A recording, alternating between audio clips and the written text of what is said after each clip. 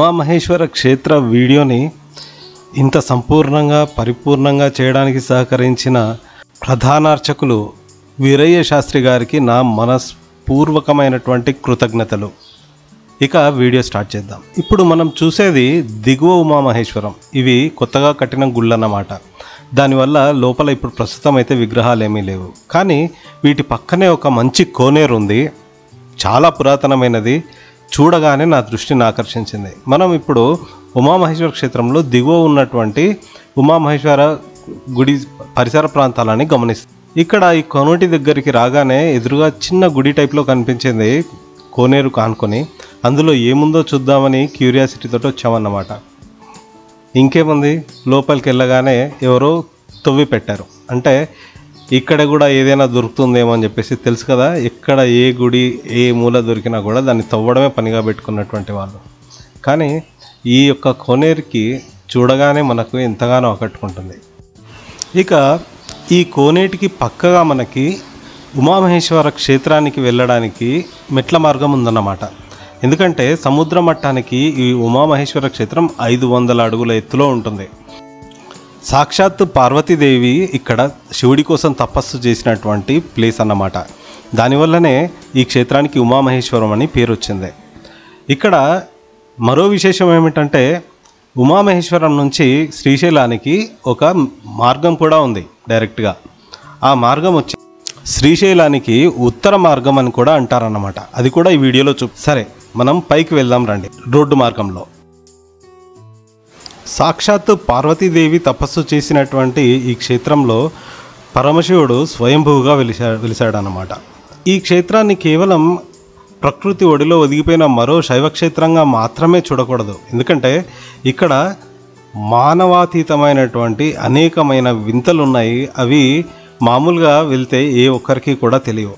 దీని మీద ఒకసారి 13వ శతాబ్దంలో ఒక ప్రముఖ సిద్ధుడైనటువంటి నిత్యనాథ సిద్ధుల వారు రాసిన రసరత్నాకరము అనే గ్రంథంలో రసాయన ఖండం అనేటువంటి అధ్యాయంలో ఏం రాశారంటే, ఉమామహేశ్వరంలో ఈ కొండ పైన ఒక రహస్యమైన ప్లేస్లో ఒక మామిడి చెట్టు ఉందని, ఆ చెట్టుకు సంబంధించి పండ్లని దాని రసాన్ని పాలతో వండి సేవిస్తే మనకి మానవాతీత శక్తులు వస్తాయని చెప్పి కూడా రాశారు. అంతేకాకుండా ఇక్కడ ఉన్నటువంటి అనేక గుహలలో అనేక మంది దేవతలు కొలువు ఉంటారని, వాళ్ళని మనం కొలిస్తే, వాళ్ళని మనం సేవిస్తే మనకు అనేకమైన సిద్ధులను ఇస్తారని కూడా ప్రస్తావించారన్నమాట. ఇది మాత్రమే కాకుండా ఈ క్షేత్రానికి కూడా మంచి పురాతనమైనటువంటి చరిత్ర ఉంది. ఈ క్షేత్రంలో మనం అడుగు పెట్టగానే మన కళ్ళకి ఆకర్షించేది చుట్టూ ఉన్న ప్రకృతి. ఎంతసేపు చూసినా కూడా తనివి తీరదు. ఈ ఎత్తైన కొండలు, వాటి మధ్య నుంచి వచ్చేటువంటి నీరు ఎంతో ఆకర్షణీయంగా, ఎంతో అద్భుతంగా కనిపిస్తుంది. మరో ఆకర్షణ ఇక్కడ ఉన్నటువంటి కోతులు కూడా అన్నమాట. మన చేతిలో ఏవైనా కనిపిస్తే కొద్దిగా లాక్కోవడానికి కూడా ప్రయత్నిస్తాయి. వెళ్ళగానే మాకు కనిపించింది చెన్నకేశవ స్వామి. దర్శనం చేసుకుందాం రండి.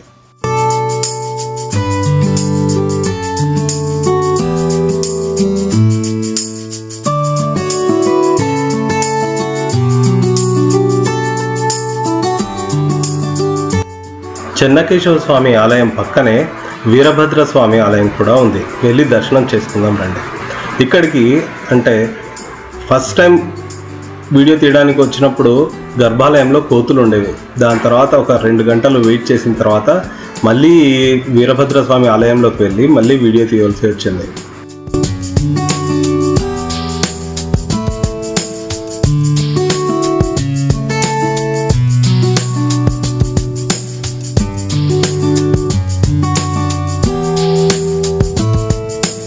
ఉమామహేశ్వర క్షేత్రంలో ప్రతిరోజు అన్నదాన కార్యక్రమం ఉంటుంది. ఆ స్థలానికి పక్కనే మనకి యోగలింగం కనిపిస్తుంది. చాలా అద్భుతంగా ఉంది. అక్కడ కూడా దర్శనం చేసుకుందాం, వచ్చేసేయండి.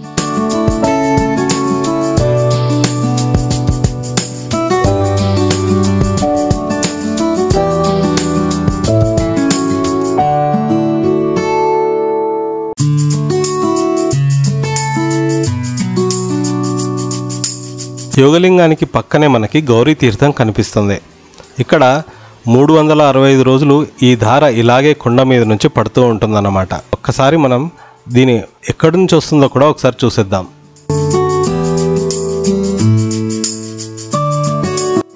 అలాగే ఇక్కడ భక్తులు ఏమనుకుంటున్నారో కూడా చూసేద్దాం. అయ్యమ్మా, మీరు ఎన్నోసార్లు వచ్చారు ఇప్పుడు ఈ పుణ్యక్షేత్రానికి? మీకు 12 సార్లు అయిందండి. ఇప్పటికి 12 సార్లు అయింది. చాలా బాగుంటుంది ఇక్కడ. లొకేషన్ చాలా బాగుంటది. వాటర్ పైన వాటర్ ఫిల్స్ అందాలంతా చాలా బాగుంటుంది. ఎప్పుడు వచ్చినా కానీ చూసేలా మళ్ళీ మళ్ళీ రావాలి. మీరు ఇక్కడికి వచ్చినప్పుడు ఏదైనా ఇంతకుముందు మొక్కుకోవడం అట్లాంటివి? ఇక్కడ ఎవ్వరు ఏమి మొక్కుకున్నా అవి మాత్రం కంపల్సరీ అవుతాయండి. అలా వారితో మాట్లాడిన తర్వాత ప్రధాన ఆలయం దగ్గరికి వచ్చామన్నమాట. ఇక్కడ ఆకర్షణీయమైనటువంటి బంగారు పూత పూసిన ధ్వజస్తంభం కనిపించింది. దీనికి పక్కనే మనం అర్చనకి కానీ లేకపోతే అభిషేకానికి కానీ కావాల్సిన టికెట్లు తీసుకునే కౌంటర్ కూడా ఉంటుంది. అభిషేకం 200 రూపాయలు మాత్రమే. మొత్తం ఫ్యామిలీ లోపలికి వెళ్ళి అభిషేకం మన చేతులతో చేసుకోవచ్చు. ప్రధాన ఆలయ ద్వారానికి ఇరుపక్కల కూడా పురాతనమైన శివలింగాలు కనిపించాయి. అంతేకాకుండా పురాతనమైనటువంటి శిలాశాసనాలు కూడా ఉన్నాయన్నమాట. ఈ ఆలయాన్ని కాకతీయ రాజులు నిర్మించారని చరిత్ర చెబుతోంది.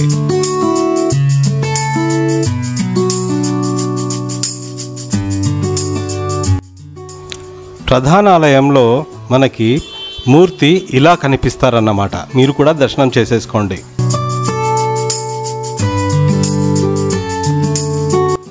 ఇక నిత్యాన్నదాన విషయానికి వస్తే ఇక్కడ ప్రతిరోజు కూడా భక్తులకి ఎంతమంది వస్తే అంతమందికి అన్నదానం చేస్తారన్నమాట.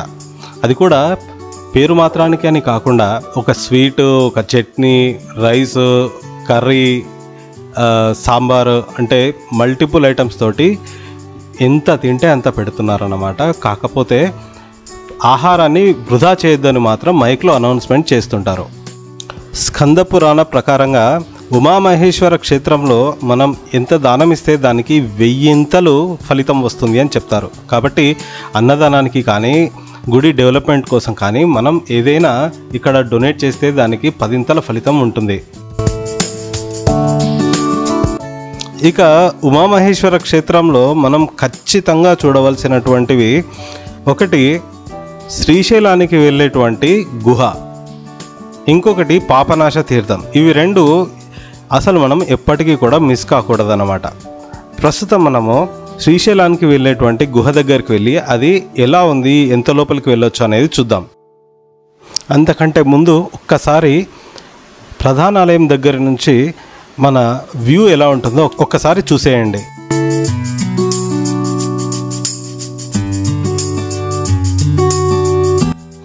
ఇక మనం శ్రీశైలానికి వెళ్ళేటువంటి గుహ దగ్గరికి వెళ్దాం. ఈ గుహ చాలా ఇంట్రెస్టింగ్గా కనిపిస్తుంది. అడవి మధ్యలో కొండల మధ్య చిన్న ముఖద్వారం ఉంటుంది గుహకి. అయితే ఇంత చిన్న గుహలో మనం పడతామా అని చెప్పి దగ్గరికి వెళ్ళినప్పుడు మొదట బాగానే ఉంటుంది, కానీ లోపలికి వెళ్ళే కొద్దీ చాలా ఇరుగ్గా అయిపోతుంది అనమాట, నేరోగా అయిపోతుంది. అప్పుడు చాలామందికి డౌట్ వస్తుంది, ఏంటంటే అసలు ఇది మనుషులు పోవడానికేనా, మనుషులు కూడా పట్టడానికి వీలు లేదు, నిలబడడానికి కూడా స్థలం లేనటువంటి ప్లేస్లో అసలు ఎలా ట్రావెల్ చేస్తారో అని ఒక అనుమానం అన్నమాట. యాక్చువల్గా మనం ఒకటి గుర్తుపెట్టుకోవాలి, ఈ గుహ ద్వారాలు, ఈ మార్గాలు సామాన్య మనుషుల కోసం మాత్రం కాదు.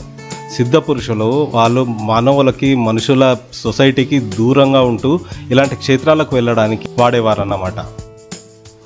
సిద్ధులకి అనిమ, గరిమ అనేటువంటి సిద్ధులు ఉంటాయన్నమాట. వాటి వల్ల కావాల్సినంత చిన్నగా, అవసరమైనప్పుడు కావాల్సినంత పెద్దగా కూడా మారగలుగుతూ ఉంటారు. కాబట్టి వాళ్ళకు మాత్రం ఇది సెట్ అవుతుంది. మనం మామూలుగా నడకదారిలో వెళ్ళడానికి కూడా ఇబ్బంది పడతాం. కాబట్టి ఇలాంటి గుహలలో మామూలు మనుషులు వెళ్ళేవారు అనుకోవడం తప్పు. ఇక మనం పాపనాశ తీర్థ దర్శనానికి వెళ్దాం. అయితే ఇక్కడ ఒక ప్లేస్ నుంచి ఇంకో ప్లేస్కి వెళ్ళేటప్పుడు ఎంతో ఆనందకరంగా ఒక అద్భుతమైన ప్లేస్లో ఉన్న ఫీలింగ్ వస్తుంది. ఎందుకంటే చుట్టుపక్కల ప్రకృతి ఎలాంటి వాతావరణాన్ని, పాజిటివ్ వైబ్స్ని మనసు కోరుకుంటుందో అవి ఇక్కడ పుష్కలంగా అనిపిస్తుంది. ఇక్కడ నుంచి వెళ్ళడానికి కూడా పెద్దగా మనస్కరించదు. ఈ ప్రకృతి మనల్ని పలకరిస్తున్నప్పుడు ఇన్ని రోజులు ఎక్కడికి వెళ్ళామని అడిగినట్టు అనిపిస్తుంది. పాపనాశనానికి వెళ్ళేటప్పుడు మధ్యలో నాగులను ప్రతిష్ఠించారు.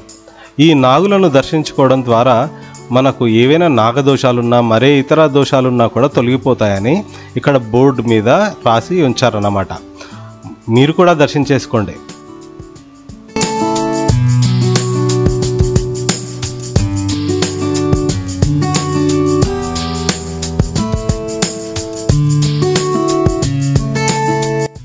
ఈ పాపనాశ తీర్థానికి వెళ్ళడానికి ఒక మెట్ల దారి మరియు దిగి రావడానికి ఇంకొక దారి ఉంటాయి.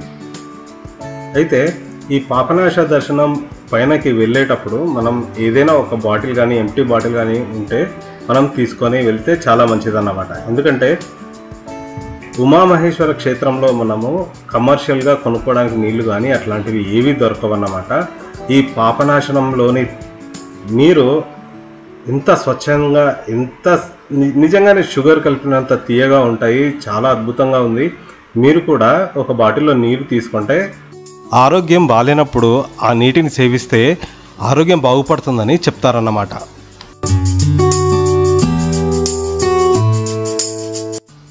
ఇక్కడ నీరు కొండ కింది నుంచి ఊటలాగా వస్తూ ఇక్కడ ఉన్నటువంటి చిన్న గుంటలో నిలువ ఉంటుందన్నమాట. అవి ఎప్పటికప్పుడు వెళ్ళిపోతూ ఉంటాయి, ఎప్పుడూ ఫ్రెష్గా ఉంటుంది. ఇక్కడ శివలింగాన్ని కూడా ఉంచారు. ఒకసారి పాపనాశ తీర్థం సేవ్ అయ్యేటువంటి ఆ వాటర్ పిట్ని ఒకసారి చూద్దాం. ఈ నీరు 365 రోజులు ఇలాగే వస్తూ ఉంటుంది. అందులో వాటర్ ఎప్పుడు కూడా ఇలాగే ఫ్రెష్గా ఉంటుంది. నేను స్వయంగా టేస్ట్ చేశాను. చాలా అద్భుతంగా, చాలా రిఫ్రెషింగ్గా అనిపించింది. వీలైతే మీరు కూడా ఒక బాటిల్లో తీసుకోండి మీరు ఎప్పుడైనా ఉమామహేశ్వరం దర్శించుకున్నప్పుడు. పాపనాశ తీర్థానికి వెళ్ళే మెట్లకు పక్కనే మనకి శ్రీశైలానికి వెళ్ళే దారి ఉంటుంది. ముందుగానే చెప్పుకున్నాం కదా, శ్రీశైలానికి వెళ్ళేటువంటి ఉత్తర పక్క దారి ఉమామహేశ్వరం అన్నమాట. ఈ మెట్ల మార్గాన్ని చూడగానే చాలా ఫ్యాసినేటింగ్గా అనిపించింది. సో క్యూరియాసిటీ ఉంటుంది కదా, కాబట్టి కాస్త ముందరికెళ్ళి ఎక్స్ప్లోర్ చేద్దామని అనుకున్నాను. తర్వాత నా డిసిజన్ని నేను చాలా పోగొట్టుకున్నాను. ఎందుకంటే మనం ఈ మెట్ల మార్గం ద్వారా పైకి వెళ్ళే కొద్దీ మనకి కొండపై నుంచి వ్యూస్ చాలా అద్భుతంగా కనిపిస్తాయి. మరో కొత్త ప్రపంచంలోకి మనం అడుగు పెడతామేమో అన్నంత విచిత్రమైనటువంటి ఫీలింగ్ వస్తుందన్నమాట. అయితే ఈ మార్గం అనేది ఓన్లీ శ్రీశైలం శివరాత్రి సమయంలోనే మనకి బిజీగా ఉంటుంది. మిగతా సమయంలో ఎక్కువ బిజీగా ఉండదు కాబట్టి, జనాలు కూడా ఎక్కువ ఉండరు కాబట్టి ఈ మార్గంలో మనం ఎక్కువ దూరం వెళ్ళడం కానీ ఎక్కువసేపు ఇక్కడ ఉండడం కానీ క్షేమం కాదు. ఎందుకంటే ఈ మార్గం కంప్లీట్గా అడవి మధ్యలో ఉంది. టెంపుల్ కూడా సాయంత్రం 7:30కి కంప్లీట్గా మూసేస్తారు. ఎవరు కొండ మీద ఉండరు అన్నమాట. కాబట్టి ఎక్కువ టైం అంటే సాయంత్రం అయిపోయిన తర్వాత ఎక్కువగా ఈ ప్లేస్లో ఉండకపోవడమే మంచిది. వచ్చి మనం ఈ వ్యూస్ని ఎంజాయ్ చేసుకొని వీలైనంత తొందరగా వెళ్ళిపోతే మంచిదన్నమాట. ఫ్రెండ్స్, ఈ వీడియో నచ్చితే లైక్ చేయండి, సబ్స్క్రైబ్ చేయండి, షేర్ చేయండి. మీరు షేర్ చేయకపోతే ఈ వీడియోకి వ్యూస్ ఉండవు, పైగా ఇది ఎక్కువ మందికి రీచ్ అవ్వదు. కాబట్టి ఈ వీడియోకి 50 లైక్స్ టార్గెట్గా అని అనుకుంటున్నాము.